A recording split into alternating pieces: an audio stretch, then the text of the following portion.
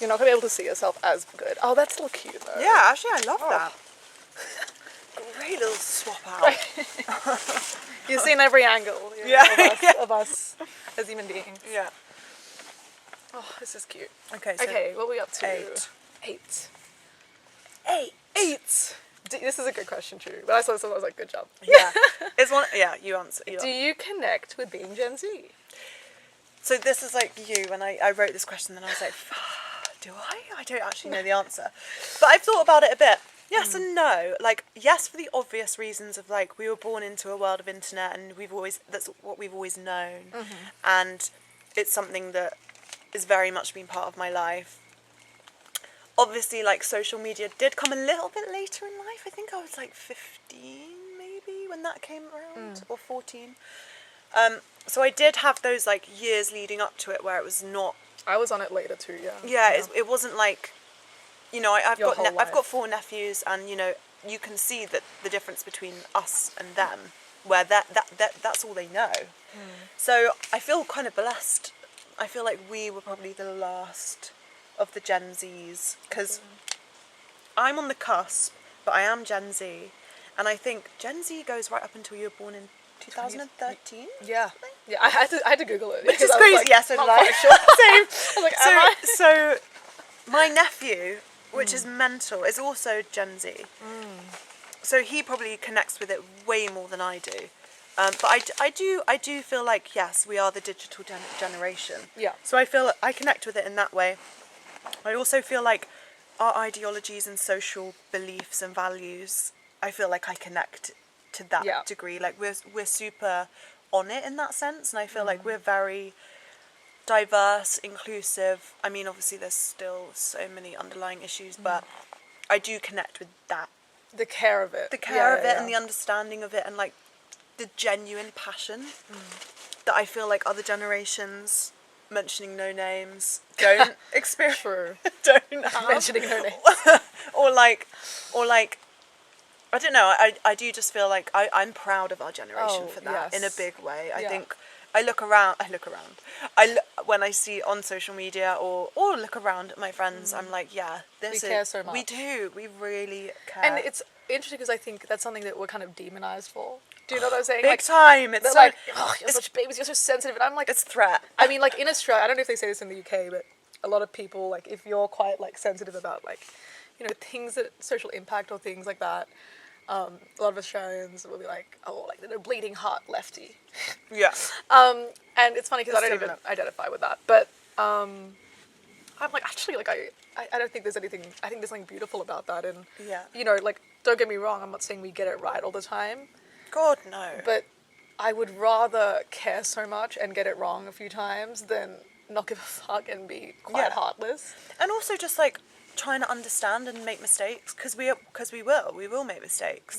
And I do feel like there's so many things that, like, we learn along the way, but it's something that we've always known, I think, from being able to have adult conversations about it. Whereas generations above, you know, it's so new to them, and they're so obviously stuck in their ways naturally, as you would be. Yeah. So I think that's definitely like a divide. But yes, what was the question? I was like, wait, I'm forgetting the question. I was about to, like, round it up, and then I was like, I've actually forgotten what the fucking question. Do you connect with being Gen Z? Yeah. So you're fine. In some senses, yes. In the terms of, like, you know, the sort of, like, TikTok, which I don't have. Oh yeah. And, like, all of the, like, trends and stuff, I do find that, like, a bit jarring. Absolutely. And actually, I can't get down with it, and I don't get it. Yeah, I think I can give a middle ground to that, because actually, like, basically for the longest time, I was like, I'm never getting TikTok, blah, blah, blah. Yeah. And then I had it for a moment, and I was like, no, my brain cannot handle it. I just find it all a bit mental. I'm like, do. What? And it's so much being thrown at you. It's not healthy. The thing is, though, is I say it's Gen Z, but there's millennials that are getting on board. There's a combo. Yeah, there is. And so, like, that's not... But it does feel like it's predominantly our generation. The onset began with Gen Z, Sure, I think. yeah. Like, yeah. But yeah, and I think, especially with TikTok, I don't know, I think it's just, like, there's a lack of, like... I think one thing that made me really realize about this is because I was like, why do so many people love TikTok? And I was kind of thinking about this question, and then I was like, oh, I realized a comment that I would see a lot would be like, oh my God, I've had this exact same experience. And it would be like a really, really specific experience. Like when you're looking at a tree and you start thinking about a childhood friend, which is, you think those are human moments. But I think the thing, at first I was like, okay, so then what is so bad about that? And then I realized it removes the ability to have, not removes, but you're then not seeking those moments in real life. Yeah. And that feeling of talking about it with a real person and being like, oh my God, that feeling. Yeah. You can watch these TikToks and feel like you are being related to when really it's a screen, And I was like, that's actually quite lonely. And I think one thing I've realized even being offline is instead of seeking these moments of like temporary dopamine through whatever it is, media or validation or someone like liking your story. Yeah. Oh God, I know, we've all been there. All been there. I'm like, now I look for it in my life and in human interactions. So I'm not saying you can't have these devices and not have those experiences, but I definitely think where I was in life at that time, I needed to look out in the world and be like, there's so much around me and there's so much beauty. I couldn't agree more. I actually think that like a lot of the time when Instagram is a real centerpiece of everyday life, I think something is amiss for me. Like I feel if it's really taking forefront and it's like driving my feelings and my day or whatever, which it doesn't anymore at all. But in the past it has, and it's like you need that like interaction with a human or like attention from it. And I definitely think that was when like sometimes I'd be not in such a good place. I also think it's so that we're exposed. These are really good. Sorry, they're so good. Strawberries are amazing. I know, Trader Joe's. There's, I think, slightly off topic, but on the social media thing, I feel like we are exposed to so much information. How the hell are we expected to sort of choose a path? Because it's like, oh, but what if I did that? Look, there's this as well, and oh my God, what about that? And you're constantly comparing and thinking that something else is better, and it's like, I don't think other generations had that. So this, circling back to the generation thing, I do connect with that feeling of like, many options, I feel overwhelmed and completely indecisive. I don't think, and I've spoken to my parents about it, I don't think they experienced that as much, because the options just weren't exposed. Obviously there was always still the same amount of options, I'm sure there's been a few more added along the way, but they weren't exposed in the way that we are, and it's so impossible. It's like we're suffocated, we're drowning in the like all of the ideas and all of the information. And I think even being exposed to other people's lives, do you know what I'm saying? Like I think maybe back in the day you'd watch a documentary or you'd see someone's interview, or like you walk down the street and someone's like, this is happening in my life. Yeah. Now, you're seeing all these people's lives and what they're doing and what they're eating and what they're... what product and what they're not doing and what you've done, and then you're like, oh my God, I can't believe I did that. It's not natural. I don't think it's natural or healthy. So toxic. I mean, I remember seeing this really funny post that I started laughing at because it was like a tweet. It was like, we were not meant to see and hear everyone's thoughts like this, and I'm like, you're so right. Like you think about, I mean, I said this to you, how back in the day for people just to talk to each other, they had to take a 2-hour horse ride. Oh my God. They weren't like posting on Instagram, like out here in the country. So and it's such an ongoing conversation that I think people have had for millennia of there are elements of the past that are good, there are elements of of current time that are good.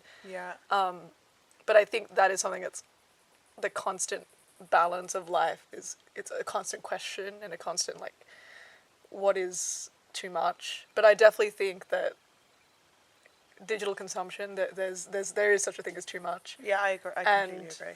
TikTok especially is just so like, you can see, you're just scrolling through like someone's food for the day, someone having a breakdown, someone saying a funny joke in record time, and it's like, so I didn't answer that question, but no. I definitely connect with the kind of the heart and the care and the kind of sensitivity.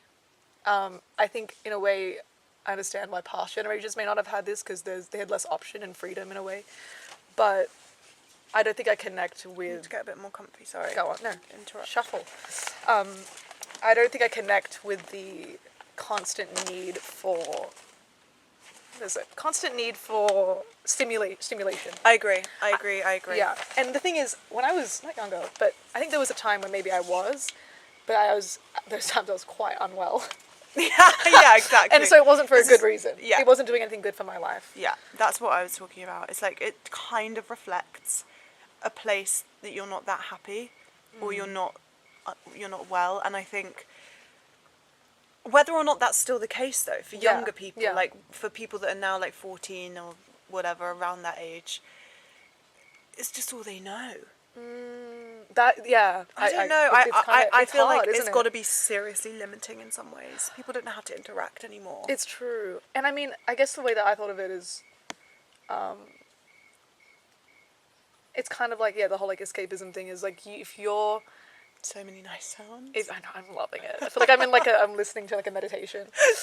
I feel like if you are maybe like if you feel scared to confront something in your life or like a sadness that you're feeling, and I'm not saying it's everyone, but I think that's usually why I would lean on those devices back in the day, because I was like, I don't want to confront that feeling. Like, I would rather just watch useless shit. Yeah. But I definitely don't. I think now I like to be like, why am I feeling sad? And like really feel it. But I see there's elements, and I think a lot of kids are like that. But then also, in one way, it is all they know. And, they imitate the behavior of people around them, and we're all on our phones, and it's really hard to... I wouldn't know how to like tell a kid, like a little child, like why they shouldn't do something. Yeah. I mean, I would, but I don't know. Because like you said, when you grew up, what did you have? Did you have like those chunky computers or nothing like that? I don't think we even had computers. We had... What did we have? We had like 4 channels on the TV. We were so like... It was so that vibe. Did we have computers? It's annoying. I can't really remember. I know my dad did, and my mum did. Yeah, it was like I'm an pretty adult sure. thing. Some kind of like... But I just wasn't interested. I didn't even have Nintendo or... Yeah. I never got a Nintendo, and everyone thought I was... But it's funny uncivilized. Because I actually remember not wanting one either. No. Because it would be the kind of thing that I could ask for my birthday or that kind of thing, but I just was so uninterested. Yeah. We had... we had a big... Lions? No lions. We had a big chunky computer, but it was one of those with dial-up internet. So we had to call someone to get internet. And this was shared... Wow. This was shared between like us 3 siblings, and my brother, my older brother would play Mario all day. And the funny thing is, I didn't even want to play games. I would get on it just to type in Microsoft Word, because I used to write stories. That's so... I love that. It's funny. But that's such a different thing to then going on TikTok and being like, la la la. Yeah. Here's what I ate in a day. Here's a crazy story. Here's what's happening in the world. And you're like... It's like, here's what you should be doing that you're not. Here's what you should be buying that you're not. So, I feel like that... So yes and no, in answer to your question. Yes and no, but I think... I'm not going to say more no, but I think where I connect with them, I feel very strongly about, and also where I disconnect with it, I also feel strongly about. Yeah. How would you word that? I would say I'm quite like... I connect with elements of... Like, what percentage would you say? Ooh. Like, ratio? Well, I guess I am Gen Z, so it's got to be... That's a good question. I don't know. We're cusping. Yeah, we're cuspers. I'm a cusper. I'm 1999, so right on the money. Yeah. So close. So close to being a TikTok kid. Yeah. Okay. That's going to be loud, actually. Did you ask that? No, you're fine. Crunch away. Okay, crunch. Just aim that way. Yeah. I was going to say when I was like... So number 9, when did you step into yourself or feel embodied in who you are? And again, we've touched... A lot of these are related. And what were things that helped that happen? And obviously this is an ongoing process, but we're going to answer as we can. Yeah. I've had a few moments like this, and I don't want to ramble, so I'll choose one that I feel Stands out. Yeah, stands out. And Sorry, that was quite loud. and to be honest, like it's an ongoing thing for me, especially in my later 20s, I think, which is lovely. But one particular moment, I was living in London, and I'd been through some shite. To put it lightly. Yeah, to put it lightly, I'd been through some stuff, and I decided to go and live. My friend has a boat, and he lives on his boat, and he was going to Mexico or something for a month. And he needed someone to live on the boat because you have to move it and you have to do certain things with it. And I was like, you know what? Great, sign me up. So I went and lived on the boat for a month. Oh, that's so having cool. just experienced something that I needed just like some time out. I didn't want to be around friends. I was like, I knew in myself that I needed to not drink. I needed to exercise, and I just needed to be on my own, which is the first kind of time I've experienced that. So that's something in itself, like having like feeling those feelings, because I've grown up with a twin sister, so I've always had a best friend, and so I've never been that kind of person, but this was the first instant where I was like, I need this time. is what I need. Yeah. So I went and did that, and I made sure that, minus a couple of like slip ups with going out with friends, I made sure that I was really like wholesome in that time, and I really honoured myself what I wanted from it, which was being on my own, and like it was a simple life on a boat, you know, it was a small space. So it was lighting a fire every night, coming back from work. I was still working and stuff, so I was still going into the office and being part of that like crazy rat race thing in London, but I came out of that, and actually it's where I met not my husband for the first time, but he visited the boat, not to come and see me, but it's where I saw him again, which triggered all of these like, oh god, he is great. So it was special in many reasons, but lovely. I really came away from that feeling like I'd honestly, and it sounds so cringe, but I'd had like a rebirth in myself where I was like, no, fuck everyone else, this is who I am, and this is what I want, and this is where I stand. And actually, after that month, I made some good decisions within myself, and I genuinely think that was like a big leaf turner for me. Leaf turner? I haven't heard that since That's school. really cute. We're going to turn a new leaf, Flora, and you're going to stop misbehaving. Look at your little leaf turner. But it was a bit of a leaf turning moment. Like, I feel like since that time that I honoured myself, it's amazing when you listen to yourself what happens. I stepped in the right direction, and I think, yeah, it's funny when you talk about something and it really actually like brings it to life. I do think that was a bit of one of those moments. So that's me. Oh my god, amazing. Yeah, I love what you said about rebirth. I think I went through a lot of my younger years really hating change and really hating feeling uprooted or like I didn't know where I was going. And then I think I don't really remember how exactly it happened, but I think it was a process of, first of all, spending time alone, and really understanding who I was as a person. Honestly, moving here was quite a big shift for me, and I think it changed a lot of who I am as a person. Even though honestly, like, it was really rough even my first year. Yeah. I just felt so back and forth, and so like I don't think I belong here. Yeah, I still don't know if I feel that way right now, but yeah. But I think the difference is like I felt like I didn't belong here, and I also felt like I didn't feel comfortable in who I was here.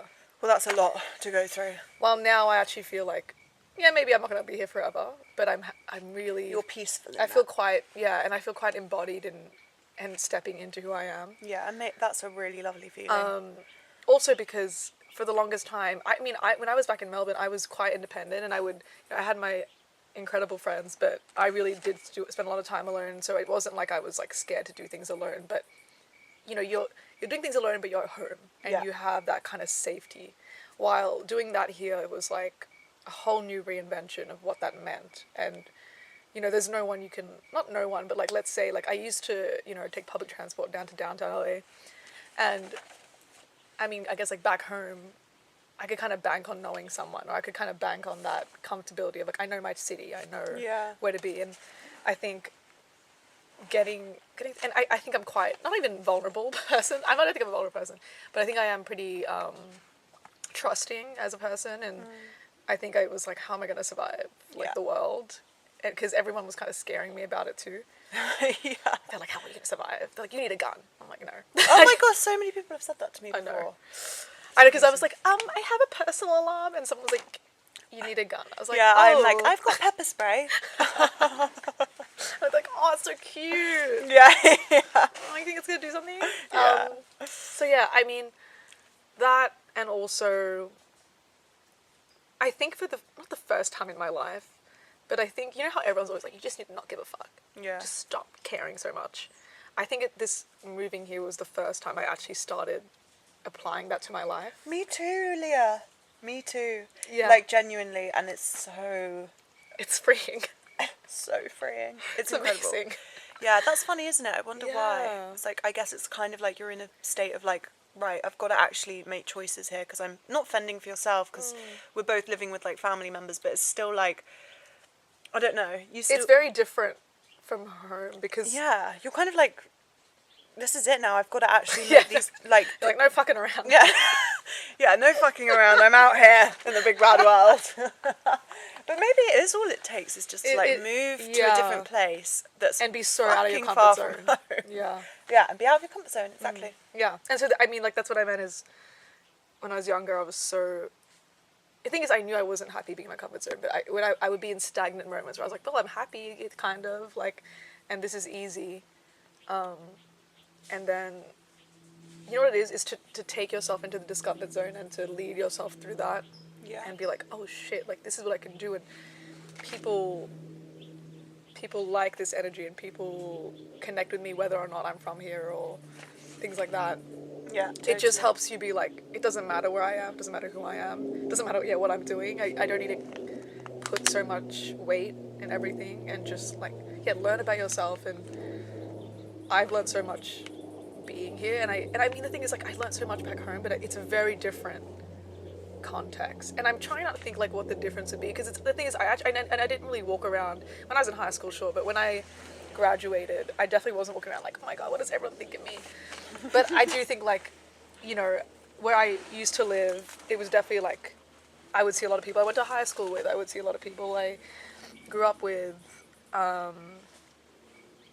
or had like seen people move through the chapters of life, while here it was like absolute clean slate. Like, I have some relatives here, but really but even they don't know how I grew up, or like what school I went to. Yeah. Yeah, it is a new slate. That's such a good point. So yeah, I think that is what. I mean, in terms of timeline of when, I think it is a series of ongoing things. I always like kind of write about this, where I feel like, for me, change isn't big moments. Like, the big moments are led into by really small moments. Yeah. Like tiny things, or like something someone said to you, or a moment where you acted differently than you normally would. And then I think those all snowball, and then you blink and you're kind of like, whoa, like, I really been a leaf turner. Yeah, exactly. I love that. This is going to be like a new phrase. Yeah. And so, yeah, I think that is so comforting as well, to know that, I mean, even when you're kind of going through the mundanity of life, or the cycles of life, and you're like, oh, I'm kind of bored. But you're like, this is what's going to get to those moments where I'm like, whoa, I change, and I'm turning these leaves. Yeah, yes. I love it. I love it. It's a great I love it. Okay. Is it me? Yeah, it is you. So, describe a contradiction you see in yourself. Good question. Contradiction. I mean, I think I kind of did touch on it before, but I guess I didn't touch on it before, because I'm kind of trying to think of like an actual answer that's like something that I am like, why am I this way, and then in another way I'm not.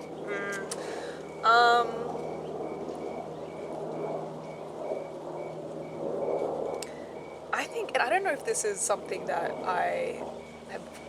it is kind of like a self-preservation or whatever, but I think I kind of mentioned this as, when I was younger, I was super emotional, like, cried everything. Like, my dad used to call me like onion skin. He's like, she's just gonna cry at everything.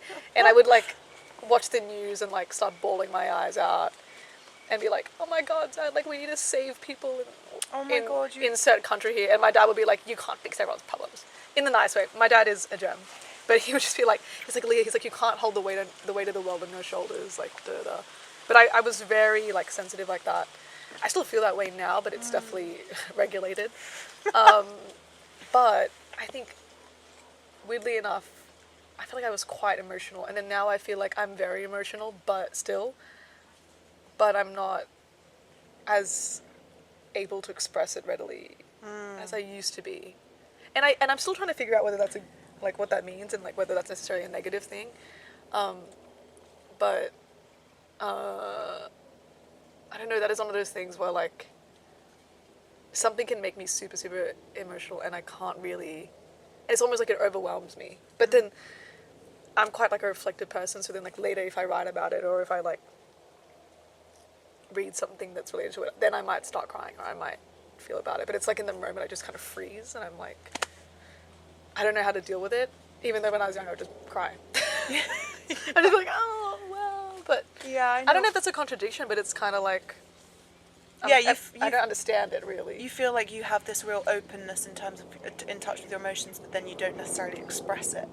Yes, actually, yeah, that's perfect. That's perfect wording. Where you know, generally I'm quite emotional and I feel very like I express it as much as I can to people, and when I can, I don't like to shy away from being sensitive, and I don't think it's a negative thing at all. And I love when people are open with me. But yeah, I think sometimes I can't express it like in the moment in the way that I might want to. Yeah.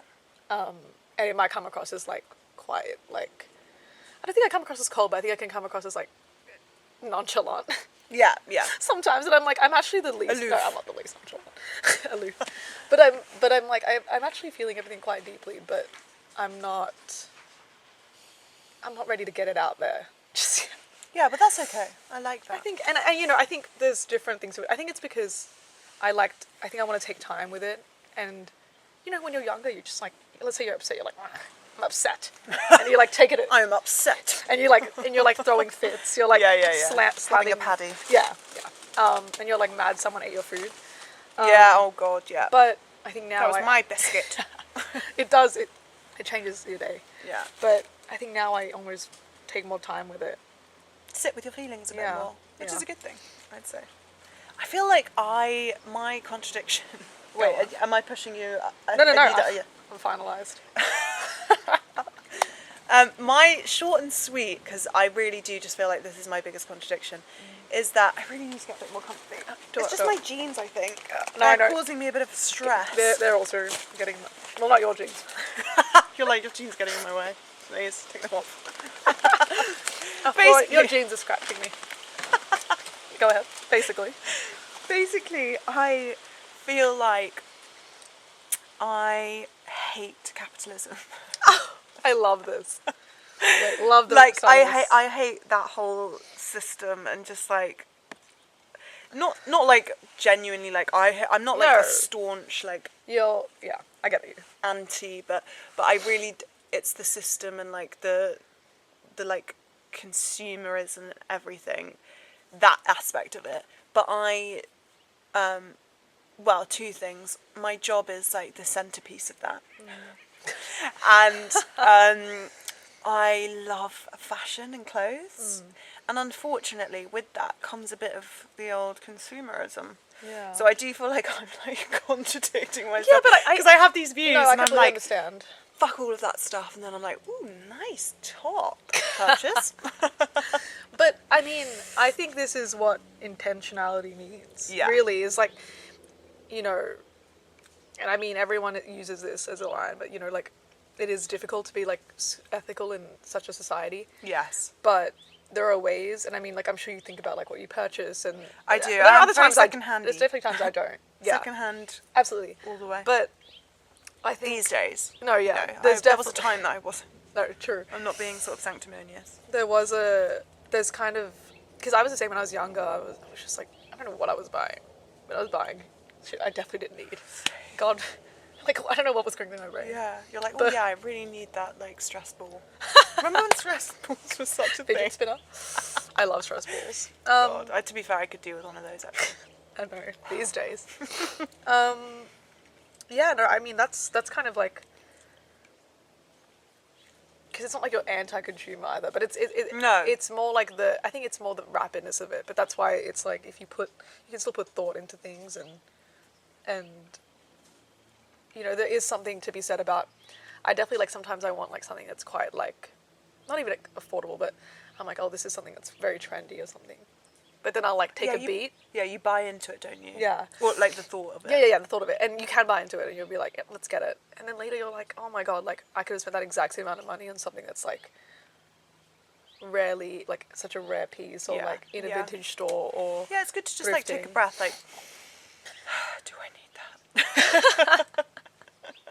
No, but I understand that too. I feel like when I was younger, I really was like, I never want to grow up and think about money. No, I know. Which is so like, that's such a childish thing to think about. Like I never had think about exactly the same thoughts. Yeah. I really did. But I didn't mean it in like a not like care privilege, about it. Yeah. Or not even be like, oh, like I'm gonna be so rich I wouldn't even think. Yeah, exactly. It was more like I was like, when I was growing up, like being around people and they'll be like, oh my God, money. Like my mum would be like, $2 piece of candy, absolutely not. Yeah. And I was like, oh my God, like, and even like when I started off in earlier jobs, like I feel like everyone was so like, oh my God, like how much money I'm making. I was like, I don't want to have that be the forefront of my brain, and it really kind of isn't, and yet it is, because you think about how to like engage with the world and be intentional with money. But yeah, the surrounding environment makes it quite difficult. Yeah, totally. I agree. And I think it's nice because like that's a contradiction that like, you know, these are contradictions. It's not necessarily we need to fix, but it's good to reflect, and it's also we have so many like as people. I'm sure I contradict myself all the time. Yeah, oh God, I must sound like a walking contradiction a lot of the time. But you know, who doesn't? All right, we're on some chiller stuff. What album or artist means the most to you and why? That's such a tough one. Tough I feel like the first thing that popped to mind was, well, two. There's an artist called Peter Gabriel. I don't know if you know him. I don't. He's from England, and he's. What genre? Oh, what genre would it be? Is it like folk, alternative? No. I actually don't know. Let me look it up quickly. Oh, yeah, But basically, he has this song called "The Book of Love," and it just reminds me of my dad. Oh no, I can't look anything up. Oh yeah, we have no bars. Yeah, oopsies. And it just reminds me of my dad so much. It's like really, it just. I think that is, I think that is so what I would choose, sweet. just because my dad is a real music lover. He's a proper music head and has a wealth of knowledge about it, and he always used to play Peter Gabriel, The Book of Love, and he'd be like, this is mine and your mum's song, and then he'd like tear up. And that was always a really special moment, because it was beautiful. rare for dad to be like that, and it was just always a really lovely moment. So I think rather than trying to find something else, I think that is my like in this moment, you know, there's loads of artists. Lily Allen, Kate Nash, like that childhood sort of like, you know, but for now that's would the be answer. I think I'm more sentimental with family and what things mean because I'm far away from home, so when I think about these questions it's like, oh yeah. What about you? I'm trying to think, like, because when I think of this question, I think about like what like I would play and be like, oh, this feels very like me as a person. And I do love music. A lot of people love music, and I don't think I'm any different, but I definitely my music taste kind of grew up with my older brother, and my music taste kind of matched his for a long time because I was listening to his music off his little laptop. But I think like the first album that I listened to and I was like, ooh, like I feel like this really understands me, or I feel very understood by this album. And the thing is, there's so many. But same. don't get me wrong, I'm thinking now. This is not about. Why did I say This is that? not about what good music is, because like I have a lot of favorites albums that I'm like, this is not related to me at all. But this album is one of them, and it's Fiona Apple's "Fetch the Bolt Cutters," which is actually Was she Australian? No, I think she's American. I've never heard. Canadian. I've never heard. I've never heard. I've never heard. I think you would know her if you saw her though. Yeah. But it's actually one of her newer albums where like she used to be really big like during like shoegaze era. I don't know what years those are, but that kind of like Mazzy Star like Yeah. type thing. Yeah. And this is an album she made like I think she was going through some things, but like she was basically like off. She hadn't made music in years, so she was like kind of older, and she just wanted to record. And it's about being a woman. It's about feeling the complexity of things and feeling quite small. And she basically the whole premise of the album was based on like she was watching this TV show, and then like it was like a detective show, and then one of the main detectives like made an offhanded comment about they were like rescuing someone, and she was like, "Fetch the bolt cutters," and it was such like just a comment. Basically, this artist took that comment and was like, it made me like think about how if you in your life you're in she's like at that time in my life I felt like I was in this like cage, you know, and I was like trapped, and it made me realize like, you know, I just thought like you just need to fetch the bolt cutters and like cut yourself out of that trap. And yeah, one of my favorite songs from that one is it's called like I Want You to Love Me, but it doesn't sound like what it sounds like because it's not like, oh my god, like please love me. But there's a line in it that's super beautiful, and I always think about it because I think it's very me. But she basically says, I move with the trees, I know that time is elastic, I know when I go, all my particles will disband and disperse, and I'll be back in the pulse. And I know none of this will matter in the long run, but I know a sound is still a sound around no one. But while I'm in this body, I want somebody to love. But that part is just really like pretty beautiful to me. Yeah. Because I just think about that. You know, yeah, you look around and you're like, I'm going to be part of this one day, and these stories will just be a memory. Yeah. But even if it's not going to matter, there's still a beauty to that. So, I love that. I really like that. Okay. List 3 to 5 things that make you feel loved. 3 to 5. Oh, me. I just answered. Well, I did actually, but I can go if you go want. on. I'm not ready for this one yet. List 3 to 5 things that make you feel loved. I think when somebody shows like an understanding of me, I think that makes me feel loved. Like when I'm like, hello. Flora's convinced a mountain lion's gonna come Which down. is so ridiculous. I actually don't know because he gave me a leaflet, and I was like, didn't read it. I feel like he would have said, "Watch No, out he for would. lions." I think he. Also, we are literally at base camp. I think they're birds. Yeah, it's a human being. It's a human being. I feel like. Great. What was the question? 3 to 5 things. Yeah, when someone like shows that they have a true understanding of me, that makes me feel really loved because it makes me feel heard. Yeah. And it makes me feel like someone's spent the time trying to understand who I am, and that is love. Absolutely. And it's also like when you spend so much time not sure. Yeah, exactly. For someone to see, you're like, oh, someone else can see it, not just me. Yeah, exactly. I think, what else? True affection. Like when someone's being truly affectionate with you, that makes me feel very loved. I'm very tactile. I like that a lot. Reese could vouch for that. He's like, Christ. More hugs. No, I think I'm that way too. Yeah. It's funny. Yeah. And it's 3, isn't it? So third one would be 3 to 5. You know? words of affirmation, I guess. But then that's like. Do you mean like genuine? Yeah, I feel surface like level? Not just surface level. Like if someone was like, "You look really nice today," I wouldn't be like, "Wow, I'm so loved." You know, like I wouldn't. It's got to be like genuine, thoughtful, considered. When someone considers you, I think when you feel heard, they all kind of mold into one, don't they?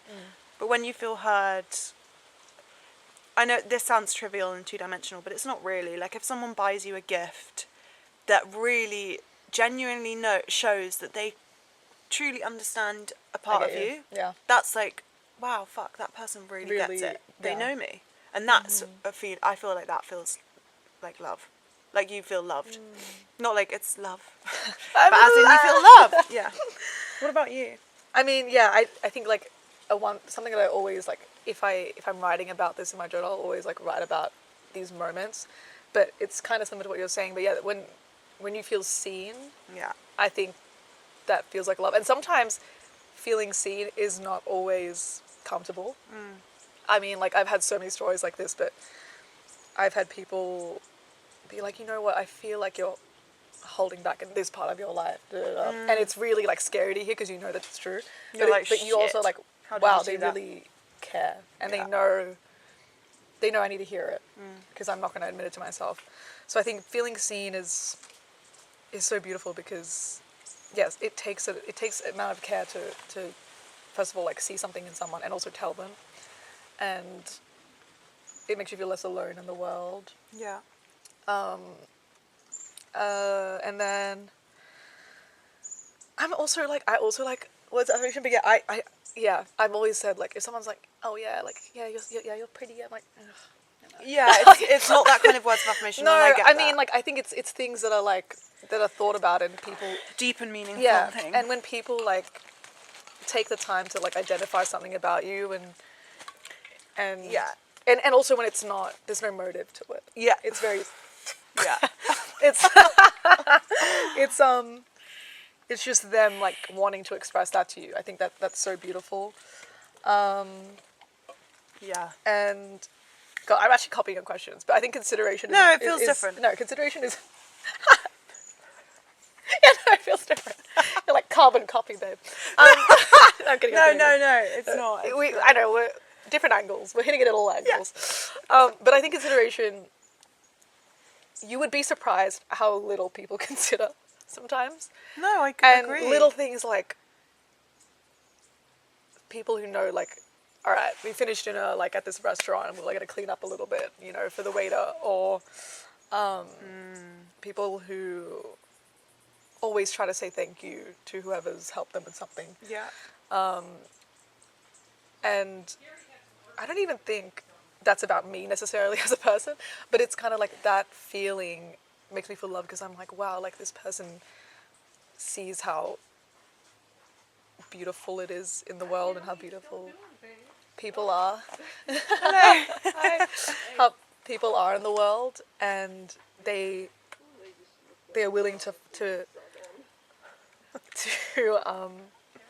be loving, you know. It's kind of like people being loving also makes me feel loved in a way because it's like it gives me a hope that I'm like, oh, like that how I care about people and how I love people isn't unique, but other people feel that way, you know. So it's kind of like it's more a community love, I guess. Yeah, I love that. But yeah, I think those are my 3 things. Gorgeous. I think they could go into 5s, but it's like those are like little things. Yeah, and I Yeah. feel like they all, you know, yeah, I feel like all of those feelings link into one, don't they? Really. And I mean, like the thing about what you were saying about touch, because I don't even like, yeah, like in one way it's like, yeah, let's cuddle, like let's hug, but I think I was actually talking to one of our PAs about this. Cooper, shout out. Cooper's listening. Oh, Cooper's not listening. He's not listening. God Yeah, bless he him. is. But I'm going in for the mango snacks. we're just gonna send this exact clip to him. But Yeah. we were just talking about like what our like love sound. languages are in our lives, and I was like, you know what? I actually think that I express my love a lot with physical touch, but it's not. I think a lot of people think physical touch and like, yeah, like sexy, and I'm like, it's like I actually just like it's in a way I feel like it's like you're placing people in your life and you're like, we're here and like we're physically here, and I like grab people's arms a lot, or like I'm the you know, same. I can be like that. I think it's just like a connection, isn't it? yeah, and being like skin to skin. absolutely, contact. yeah, kind of like, you know, when you're a baby and that you got to be close, you know. Yeah. So I think that is something I like. Yeah, it's quite grounding in a way. Yeah. Okay, did you ask that question? Or did I? Did you ask that question? I asked it. I asked it and then All right. answered it myself Lovely. first. What's your understanding of a deep connection between two people? Yeah, I wrote this question, I think, and I'm thinking, Amazing question. what the hell does that mean? But I think for me, like, people can connect on so many different levels. But I think having a deep connection with someone is like a different thing. And I think you connect with so many people along the way, and when I say along the way, I mean along the way of life. But I think when you have a deep connection with someone, I think for me, and again, to keep it simple, because this is just genuinely what I think it's when you have two things. Number one would be, I think if you have a deep connection with someone, it's more often than not, and these are the experiences that I've had, is that you see the world from the same lens, or at least you look at the world in a similar way. Yeah. Because I think that's a really important thing. Like if you're looking at the world in a similar way or sense, or you see it in the same way, I think there's more room for an understanding, which would be my second point. I think a deep connection comes with a real understanding of one another. So, and I think those two go hand in hand. If you're, like, for you and I, like, I do feel like we had a deep connection straight away, and I think we see the world in a similar way, and that means that we both then understand each other and the way we think, and I think that's just like a recipe for a deeper connection, which is not always. And I also think when you're younger, you get so well, you don't get confused, you probably don't think about it that much, but as you get older, you realise that with your friends, you don't always have a deep connection with a friend. Like, No. and I think you think that you do when you're younger, because you don't really get what a deep connection means to you.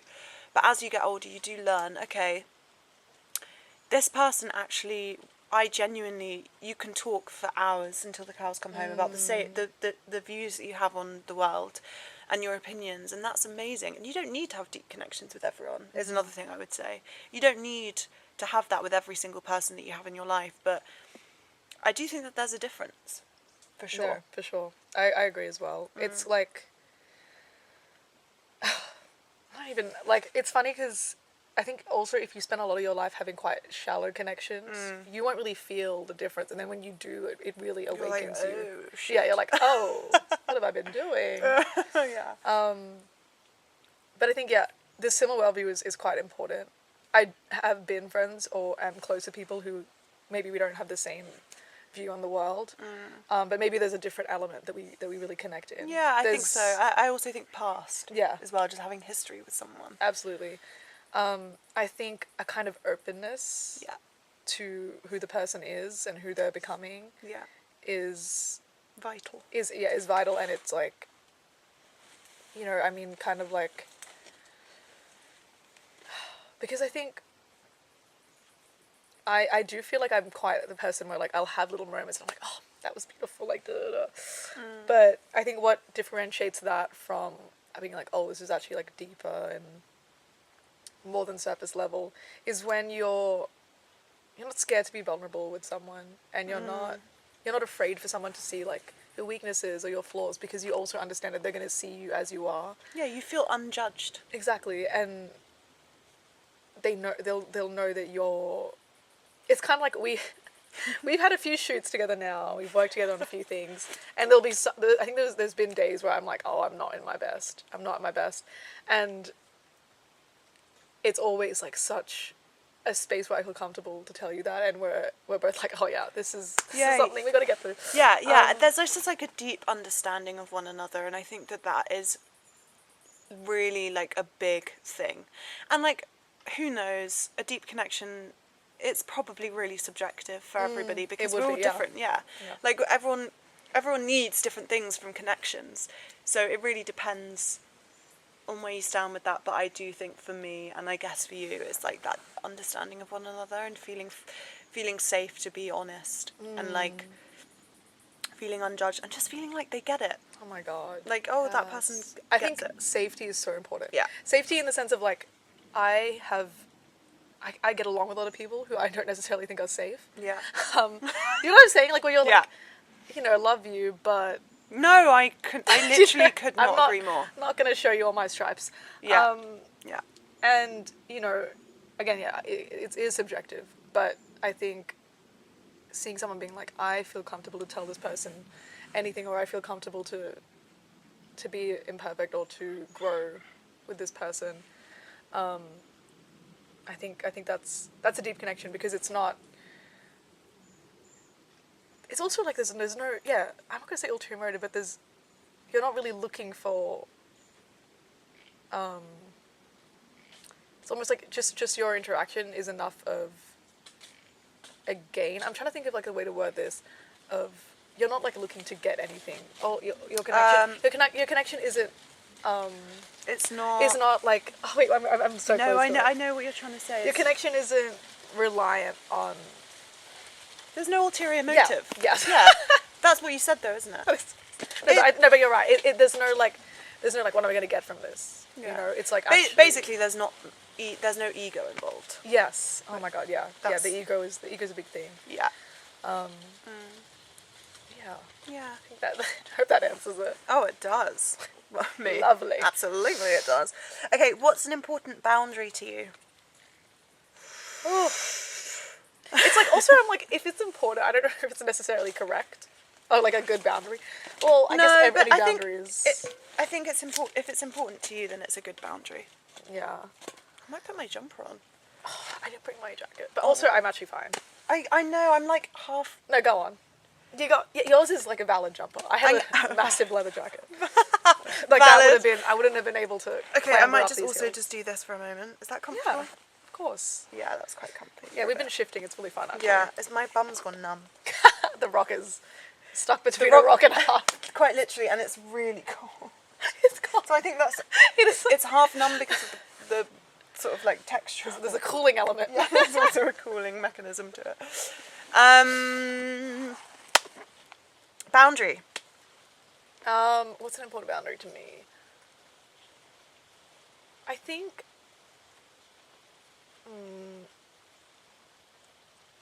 Oh my God, I actually feel like I do have an answer to this, because I think I don't think I don't have that many boundaries. I don't think that, but I do think that I'm quite like.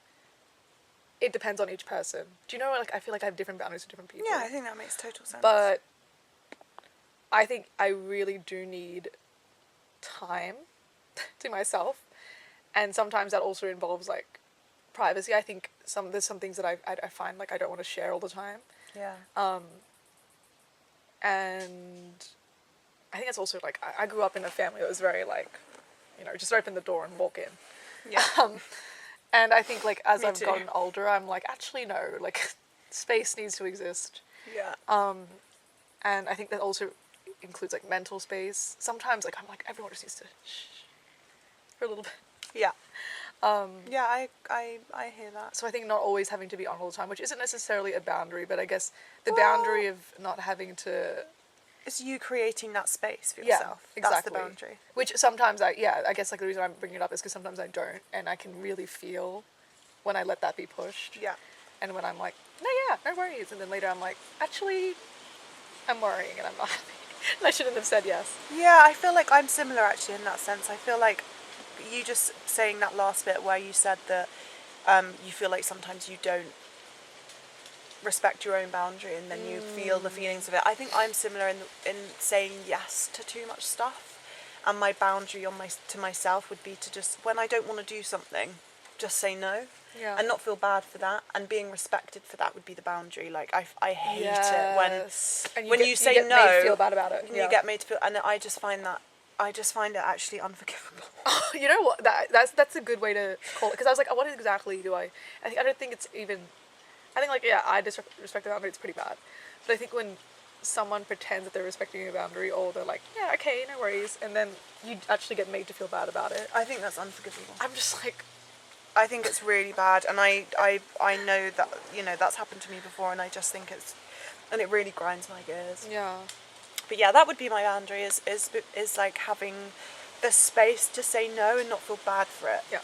And that's okay, because actually I don't want to do things all the time. This links back to question number 3 or whatever. It's that I don't want to be social all the time, and saying no, big part of my month on the boat as well. was just I saying love no to this. friends Oh, and saying amazing. no to doing stuff. And, you know, apart from like a couple of times, like I said, a big part of that was just like, no, actually, I don't need to do any of that. So goodbye. And it felt really liberating. Oh, I love that. Yeah. And I think we kind of learn this as we get older as well, because I definitely think when I was younger I was like yes to everything, and I thought it was like not wrong, but you feel bad. You Yeah. get taught to feel bad about it. Yeah. And then I'm like, people say no all the time. Yes. And that's just the way it is. And I'm like, I can say no. Yeah, I agree. I totally agree. You? Alright. Are you answering it? Yes. Tell me about a person, could be a stranger or a friend, that changed your life. I've been thinking about this question. It's a tough one because, like, There's so many options. Oh, really, the options are endless. But if I was to narrow it Think down, about like the moment you're like, whoa. yeah, well, it's Reese. It really is. My husband. Shout out Reese. Shout out to my husband. Go on. And I know, like, it's just so obvious, but genuinely he has. I mean, for so many reasons, like the fact that I'm recording this podcast in California, in Chino Hills, like, that's because I'm living here with him, and, like, you know, I think being with Reese, I want to talk about two people, actually, and I'll quickly talk about Reese, because he really has, and I feel like I need to honour that. Like, he really has. He's, I sound like such a cringe you absolutely wife, don't. like, he's so amazing. No, but I think also you can tell from meeting you.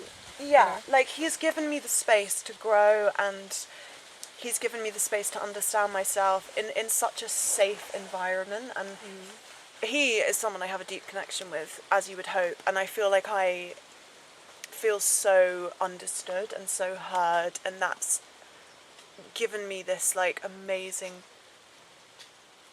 growth time.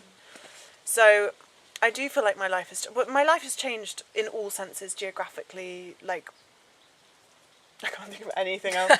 Da-la-la-la-la and da-la-la. Statistically, financially, Yeah, economically, like, socially. all of them, Lees. I do feel like that, and just, like, internally in my own being, he's really, yeah, my life has changed massively since being with him, so shout out to Reese. Beautiful. We love ya.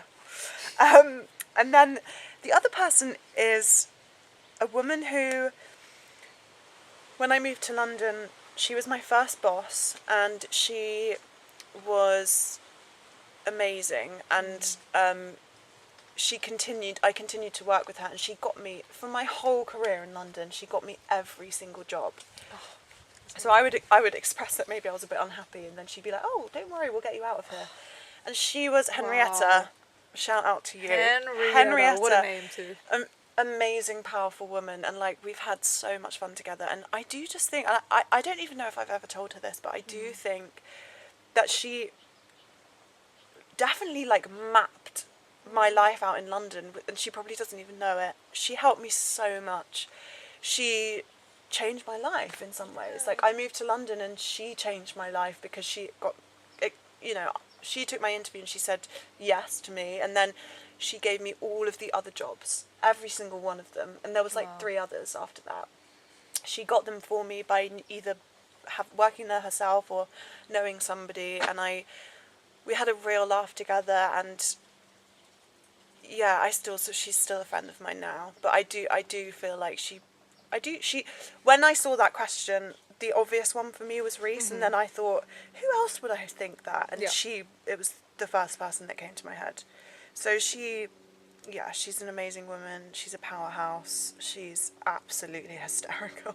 I love. No, which is also part of she makes me laugh so much. She's brilliant, and she's got an amazing attitude to life. So yeah, and she trained me in production. Oh my goodness. So beautiful. And she's an amazing producer, like, insane, and just is one of those women that you're like, fuck yeah, you're doing it. Oh, it's amazing. Yeah. To have someone to, like, look up to that way as well. I think it's hard to find them sometimes. Yeah, and, like, I don't know, you could kind of, like, you know what I'm like, I get stressed about the small things, and she would just be so, like, It's right. Yeah, exactly. Like, it's fine. What do you, like, you know? And they'd be like, oh, it's refreshing, you know? Yeah. What about you? I'm also going to do a little two-parter. Oh, they deserve it. Good on them. Good on these people. The first one is, again, like, kind of like yours, where it's quite an obvious answer. Yeah. And you're like, yeah, duh. But I think for my context, it's really, like, when I was growing up, I didn't really have, I feel like I was trying to be something, yeah, for everybody else. Yeah. And I didn't really know what I needed. Oh, well, actually, I think I knew what I needed, but I wasn't really going to ask for it. And it was like I was waiting for people to see I needed help or whatever. Which, you know, if you need help, ask for help. But I think when I was young, I just first of all, didn't have the vocabulary for it. Yeah. Sorry, I'm shuffling. No, I'm going to shuffle Do back. a little shuffle. Oh, that's perfect timing. I was just thinking, God, I need to move, and then you move. Great. And Do you mind I mean, put shoes on the blanket? no, oh my God, I've been stepping on. Ooh. I would say my childhood, and not really childhood. I became friends with them when I was, I'll say like 13 or 14. But my high school friends, I guess, and there's 3 ladies. Such a funny phrase. I always call them girls, but this is because when we were growing up, we used to call each other socio girls. The reason being we met in sociology. And, I love that. and we loved, you know, we were all quite sensitive and empathetic people, but, you know, like it's talking about like social issues in the world, and we loved that class and really bonded in those moments and had so much joy. But on the flip side of that, when we were in our final year of high school, we were all kind of going through similar things. I was quite depressed, and at a level that I had no experience with this before. Well, I did, but I didn't know that I was, and I was also kind of in denial and just quite angsty. So I thought I was just acting out. And you know, when you're going through that period, and when you're going through depression, and I think it's quite subjective and different for every single person, but you kind of become a version of yourself you don't really get, and you're kind of like, there's a lot of contradictions in it, and you feel very, like, you don't even understand who you are. And I just remember, like, they literally, like, went through, you know, that final year, and they got me through. I was so, like, I wanted to drop out, like, I wanted to leave. I was really quite bad. But they were just, like, day in, day out, just there for me. And it was never a thing of, like, you need to do this, like, you need to change your life. No, it was, like, people just being there for you and seeing you in that way. These squirrels, They're dashing. going for it. Seeing you and being like, you know, I know you're going through it, and I know it hurts, and you're imperfect, and we're imperfect, but we're going to walk each other through this. And I think, I can't imagine, like, and I knew a lot of the things they were going through, but I'm sure they also hid certain things in their lives. And, you know, I always say, like, that, being loved that way changed the way that I moved in the world, and, like, the way that I saw myself. And especially, like, you know, I think a lot of women, they grow up, and a lot of guys would tell me, like, oh, women are so toxic, like, da-da-da. Like, these friendships are so toxic. And I definitely experienced those, but I was like, this was, like, kind of like no other, where it was, like, we were watching each other grow and walking alongside each other. And definitely, you know, it's not like we were, you know, moving each other to different countries or cities, but it was that kind of, like, I think it was the first time I was able to be like, it's funny because I'm like, it's maybe it sounds wrong to be like, I'm flawed, but I guess, like, I don't think I was allowed to, like, not allowed, but I feel like I didn't think that I would be allowed to feel that way and still have people around me who loved me. And there was no shame around it. Yeah, and I think with them specifically, like, there was no shame, and it really kind of proved that thing about, first of all, love, deep connection, and also this is kind of my point about how love can transcend different levels, not just romantic or platonic or familial, where, it is kind of unconditional, and it's like, I see you at your worst, you see me at my worst, and it's okay. So I think that's my one part of the answer. My second part, I'll be quicker, but also kind of similar to yours. But recently, actually, when I moved here, my first job, at first I was like, I'm never getting a job here. Like, nobody likes me. But I had my first job, and I got to my first job, and I was kind of like really, not negative, but I was like, I'm just gonna like clock in, clock out. That's it. It is what it is. And I had previously done like management, things like that, but I kind of wanted to come into this role and not do any of that and just be like an average Joe. And then I had a boss. I still have him in my life, but and he won't like being called boss because he's like, I'm not a boss anymore. I'm a friend. But who really, yeah. First of all, so funny, super intelligent, incredibly empathetic, and I think up to this point I'd never had a boss that I was like, not only is this person a good manager, but they really care and they put their heart into it. And he really showed me that it is possible to be sensitive and to care about people as well as hold them accountable, and still manage well and not be a pushover. Because I think when I used to manage, I would kind of fluctuate between, well, I was never a bitch, but I think either I was like, oh, I'm being harsh and I feel like a bitch and I'm not being as like true to myself, or I'd be like, I'm being a pushover too much and letting it get to me. But he really, first of all, like saw things in me that I didn't see in myself at that time, and he would tell me, and I thought it was like one of those things where you're like, oh my god, like I didn't realize someone was paying attention, and so That's so lovely. it's amazing. And I think when I left the job, because like it was like a contract job, that's that kind of empowerment and the way he believed in me, and even not just me, but like the people around us, has stayed with me like ever since. Because I was kind of scared. I was like, I feel like I'm gonna come to LA and like my first boss is gonna like make me feel like shit. But he was the complete opposite. I had that similar Yeah, he was the complete opposite, and he nurtured me, and also respected me, where I didn't feel like he was like, this is my protege. Like, it's not like I was like gonna disappoint him or anything. And I think like a good example is I once made a mistake. God forbid. But I made a mistake, but like during my past jobs, it would be one of those things where I'd make a mistake and it's like, you know, a little stern shake of the head and you feel quite guilty. Tapped, yeah. Yeah. And I remember like, I was feeling quite guilty, so I wasn't even moping. I said sorry and blah, blah, blah, and I apologized. And I was kind of like quiet for the rest of the day, just because I was kind of like, I think I've always thought like, when you get in trouble for something, that you should sit with it, or else people think that you're not actually like apologetic. Yeah, I agree. I used to think. I mean, that's how. What is that? That's so weird. I have that as well. I think I think it's people pleasing. Yeah. But my past jobs were very like that, where like you would do something wrong and it was like, oh, I did something wrong, like disappointing. You better be down It's for like, a few I'm weeks. not mad. I'm just disappointed.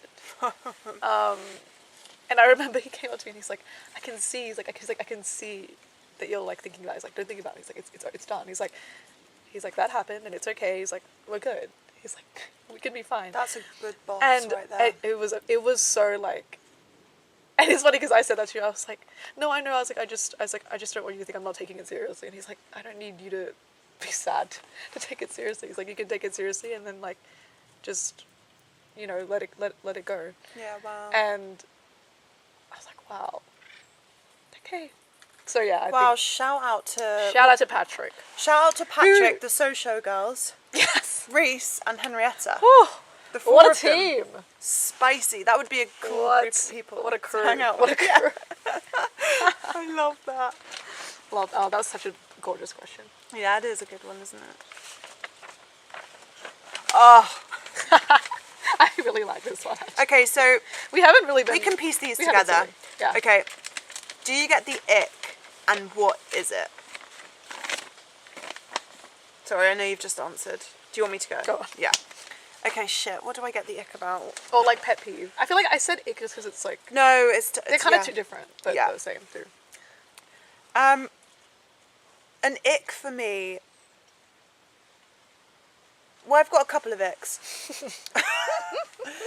An ick for me would be when somebody like is rude to waiters.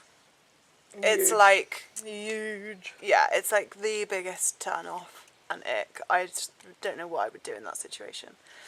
I've been in that situation before, not on a date or anything, but I was like quite appalled. It's really like you're like It's icky. of all the of all the people to Yeah. act this way towards. Yeah, it's not good. And I also find it icky when people talk about like how much they earn in a really boasting way. Like that is a big Yeah. That's a big ick for me, like when people are like boasting. Yeah. Not like it has to be like a boastful thing. I find boasting like when people are being really arrogant and loud about so other people hear them. Like, you know, when you're having a conversation with someone and they are purposely like shouting at you so that the person that they're looking at, that they're not even Across the looking at room. across the room, can hear them. Ick. Huge, yeah. Yeah. Oh my god, yeah, those are good ones. What about you? I think I'm kind of similar with the old. Yeah, we I share think that because we've worked in hospitality. But anyone who was rude to like a service worker or someone who like is not getting paid enough. Oh, can I just quickly Go on, you know when someone refers to like labourers as like just a labourer? Oh, or something like that. absolutely. Big red icky No. nastiness. No. something like that. Yes, like the kind of reductiveness of it. I think like it's just so I'm like you don't feel enough compassion towards someone just because they don't look like you or they're not working in something that you think is admirable. Yeah. I think an ick is. Do you know what? This is a not funny ick, but I think it's interesting because I think in a way like a lot of people feel this way, and I think I've definitely been shallow at one point in my life. But I think when someone's first impression or the first way they describe someone is not their appearance, because like I feel like you know that guy with the red jacket, obviously. But I think when they're like talking about someone, they're like, and the main feature they like keep repeating is like how attractive they are or how something they are. And I guess like I mean it's very different from being like, oh, they're a really beautiful person, like blah blah blah, or like sorry, it's about like if it's about their appearance, not about the attractiveness. Sorry, if it's either like something like that, like oh like this person is really this or this person is really like average looking, or if they're like anything like that, really no. Guys, like I'm very the type of person where I think literally every single person is beautiful because there's so many things and elements that make them unique and beautiful things about everyone. And I'm not saying other people don't, but I do think there are some people who are quite, like, that's the first thing they see or they think about when they imagine people or describe people. And I'm just like, this is model life. We're all going to die. We're all going to get old and wrinkly. So that, and I mean, also, I don't like anything that, like, reduces people to just, like, like they're a labourer or whatever. That's a big one. Because, and some of those people are the most, like, incredible people you'll meet, and so heartfelt and beautiful. And hardworking. Yeah. And an ick, I'm trying to think of, like, an ick that's, like, a dating ick. Yes, like the service worker, but that's kind of applicable to even friends. Yeah, true. But with relationships, I think, like, arrogance, cockiness is definitely, like, I think there's definitely people that it works for, you know? But I've never been the type of person who's like, oh my god, when someone's like, giving it the big one. No, I know, I'm like, you know what? Shut the fuck up. And if anything, I'm just like, all right, well, I don't think I'm a good fit for you, because isn't going to work. I'm not going to feed into that, like, and not because I don't even think that way about myself, but it's like, you know, little humility goes a long way. Yeah. I quite like shy people. Yeah. And because again, look, we're shy in elements of ourselves. Yeah. And I think there's such like an untapped little well of depth in that. Oh my god, 100%. I couldn't agree more. And sometimes the people who are like the most like obnoxiously loud and kind of attention grabbing, I mean, I'm sure they have things that they need to work through, but sometimes I feel like really bad now saying it. But no. But I think sometimes those people, it's like like you're compensating for something else that you feel like you're missing. Yeah. Okay. I'm trying to we can get through these last three. Yeah. I'm getting cold, but Well, you can lose one or something. I know, but I really want. Well, okay. Well, we had a wrap-up question. I think we need a wrap-up question because it's quite like general, anyways. Yeah. It's like, what do you want from What your do lives? What do we feel like we've had that we could? I guess we've done performance. Yeah, we can Yeah. scrap that. I like the gut one. I feel like it's such a good finisher. Should we get rid of these two? Because I feel like we've done a lot of like humans Human and that like humanity. depth. Yeah. So let's do home and gut. Love it. Home and gut. Probiotics. Those classic things. Okay, I think it's your turn to ask. Yes. Yeah. What does home mean to you, and how has it felt living somewhere that's so far away in all senses? Oof.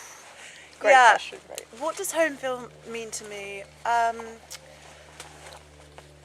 Well, I'm actually such a home person, believe it or not. And here I am living like on the other side of the planet. Hello. But yeah, I'm a really big home person. And so actually living far away from home has been quite tough. I do feel like I've had the safety and comfort of living with my husband, but also he's from Britain. So we share that. I think that's so special. It honestly. is, and I think because we speak the same language as people in America, but we're different people. And so there's always going to be like a cultural barrier, or you know, we just do have differences. So home for me is like connecting with people that, and it's not like that deep connection we were talking with earlier, but connecting with people that I know have an understanding of where we're from. That feels like home. Like Reese and I went to when you meet like other British people. yeah, exactly. And like we went to a place in Santa Monica, and I forget the name now, but it's a British pub. And like, I mean, we felt like we were in England because we were in a British pub in Santa Monica, but if it was a pub in England, it would have felt like not that pubby. But everyone that worked there was British, and I felt so at home. And I think it's just like it's just the everyday things. Even the sound. No, it's the sound, it's the body language, it's the little sayings, it's the little expressions, the things that you would say that just remind you. Familiarity. Yeah, exactly. I think that's what it is. It's familiarity, and it's like an understanding of where you've come from, and that feels like home. And then obviously where I grew up, my parents, my sister, my friends, all of those kind of things together. Being far away from it is actually, it's been really difficult. I think it's been amazing as well with its challenges. It's such a mix of it, isn't yeah, it? it's a real mix. I think it's been really eye-opening. I think I've learned a lot. It's given me a whole new love for where I'm from as well. It's reminded me really just how much I love it, and I don't think I'll ever look at it in the same way again. I think I'll always have a different perspective on it now, which is amazing. I also think, this is just a really like silly one, but England is tiny. So small. I now know that even more, living in California. Reese and I drive hours and hours. We're always on road trips, and we go here, there and everywhere, even just in a weekend. And we've not done it for a while, but we will drive so far just for the weekend. We would have never have done that in England. It would be unheard of. I live in the southwest of England. Even just driving further southwest, which might take maximum of 4 hours, is like it's like an absolute no-go zone. Yeah. And now I'm like, oh my God, of course. Get me out. Reese's parents live in Pembrokeshire, which is in like mid-Wales. And that felt in the past like a really long drive. And now I'm like, it's nothing. It's absolutely nothing. So I think on a lighter note, it's given me some perspective on like just how much you can do, and also how much I love where I'm from, and like, you know, minus the sort of politics of the country. Classic. Yeah, just the beauty of it, and you know, my fellow Brits. What about you? Yeah, I mean, I'm going to echo sentiments, but I think, it really did give me a newfound appreciation. And the thing is, I didn't really live we have like Melbourne, which is like the main city, and I hung out there quite like I spent most of my days there actually. But where I lived was, you know, a little bit further out. I lived in the west, and I used to take the train like to work and back. And you know, all the little mundane, like boring little things, like your little shopping malls that like only had 2 actual good stores, and everything else is like useless. Oh my god, I missed that. shit Yeah. shopping malls.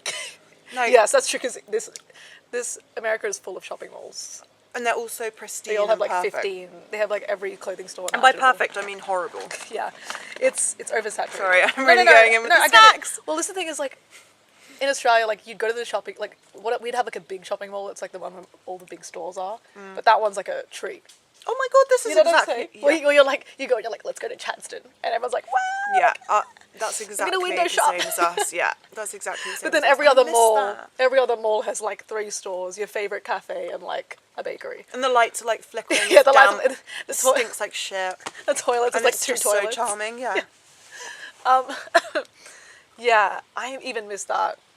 I even miss like, I do miss the recognition. You know, seeing people you know, seeing that one person that maybe you have never spoken to, but you see them regularly. Yeah. Like every Tuesday buying a sandwich.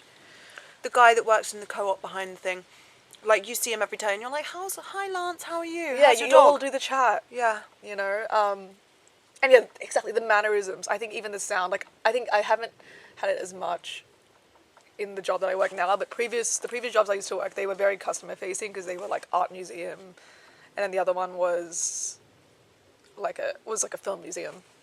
But those jobs, you know, you meet people from different walks of life who were touring, tourists, or like visiting the country. So I would witness a lot of Australians come through, and you would hear the accent. And at first I used to think I was like dreaming. Because I was like, am I homesick? So I was like, maybe I'm imagining. So I would never clock it. I would never be like, are you Australian? And then they would be like, what part of Australia are you from? And I'd be like, Melbourne. And they'd be like, oh my God, I'm from Sydney. Which I'm like, if anyone knows, Melbourne and Sydney, big rivalry. But, Yeah. you know, even that, I was willing to put You're like, I'll aside. take it. I'm Yeah. like, you're one of me. And we were just like, oh my God, like, how is it? And they're like, yeah, I miss so public nice. transport. Things like that. You miss that. And again, like, I mean, I always knew I would appreciate it. I didn't come to America in any sort of like, with any starry eyes of like, it's going to be amazing, it's going to be perfect. I knew it for what it was. I also know like Australia for what it is, and there's a lot of, shitty things as well. I even I don't miss the shitty politics, but even that, like, I think here I don't feel that sense of connection with the country. I think because, you aren't involved in the politics. No, And whatever you're not allowed involvement- to be. No, yes. We don't vote. Yeah. And whatever involvement you do have is kind of surface level, so it feels like you don't have a say. And even back home, like, as annoying as it was, I think, weirdly enough, I think politics was more a part of my life back then than it is now, where, like, you know, back home, I'd really be engaging with, like, who should I be voting for, and who represents, like, what I want, and, like, what I want from the future. Well, here it's just, like, good luck. Yeah. Good You luck know, to you. Trying not to hit on any recent nerves, but Let's not touch on the recent. let's not touch. You all know what we're talking Too soon. about. Too soon. But you know what, but it does make you appreciate those small things. I know, like, when I do go back, I will see it I feel like I'll be like a tourist in my own country. Like, Oh my god, I completely oh my agree. God. I completely agree, and I can't wait. I'll be like taking photos I of like can't a wait to be bathroom. a tourist in my own country. Oh, I can't wait either. Yeah, like, Heaven. same thing. Like, I'm like, I would just like go to the same like 5 spots within a month, and I'm like, I could have been doing way more. Yeah. Okay. Lovely. Let's finish up. Okay, final questione. I love that we've seen the sunset. It's really special. Amazing. What is something your gut is telling you? Do you have an answer yet? Yeah. Okay, go. I'm not. My answer is, I'm like, am I going to regret saying this? Oh, probably. I mean, you can word it whatever way. Well, there's a couple of things. My gut's telling I've got a few things going on in there. No, I'm gonna say the one thing, and it's just truth. I'm being honest. It's motherhood is calling for me. I'm gonna cry. I know it's so silly. Well, it's not silly. I don't know why I say that. No, it's I not. need to have It's more not. courage in It's my not. own thoughts. It's but, absolutely not silly. yeah, motherhood is definitely Wow. calling. It feels like that. In the It's sense, not- like, do you feel like you are you like imagining having a family, or are you like, I'm ready, or what is it? Yeah, I'm imagining having a family for sure now that like I'm married with Reese. I think, I do just think that I feel, sorry, I got a click. Crack along. Crack on. Crack on! Brilliant. I think that's where it came from, the saying. That's from the UK, no? What? Is it from the UK? What, crack on? Yeah. No, but do you think that's where it came from? Cracking the back. Low-key. Like someone was working in the field, Crack on. and he's like, all right, crack on. Yeah, because crack their like on. limbs are like... I think biologically, I just feel there. Yeah. Wow. And I can see it so clearly with Reese, and I can see it like happening. Like it feels real, you know. So I think that that's a big thing. And I feel like I'm just like biding my time. I'm like, doo-doo-doo. But yeah, I mean, not right now. Like when I say ready, I'm not like, no. Like I know that it's like. But you see it. That's what I think. Like, Yeah. You have the vision of it. Yeah. Yeah. Yeah. So that's my gut. And it's not, yeah, it is a gut feeling. So yeah, my gut is telling me that. And you? Do you feel like you... So my gut is telling me. It's funny because I don't think my gut's being clear. But I hate it when it does that. she needs a few kombuchas.